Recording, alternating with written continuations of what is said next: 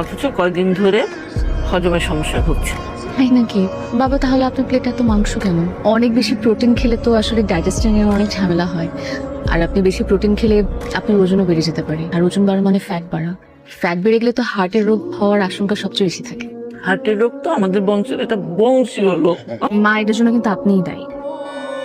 মানে আপনি এত মজার মজার রান্না করেন, এজন্য দেখেন সব একটু বেশি বেশি খায়। টেবিলে তো মা প্রচুর প্রোটিন। আমাদের সবচেয়ে বেশি যেটা খাওয়া উচিত সেটার পরিমাণই সবচেয়ে কম। শাক সবজি দেখেন না, একটুখানি লাও। আমার মনে হয় কি মা, আমাদের একটু পরিমিত খাওয়া উচিত।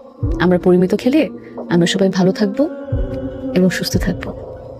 তুমি একদম ঠিক বলেছো, আমাদের প্রচুর শাকসবজি খাওয়া উচিত। এইটা তো আরো সুন্দর। ভাবি, একটা কথা বলো তো, তুমি তো এতগুলো শাড়ি পেলে, এর মধ্যে থেকে আমাকে কয়টা দিবে?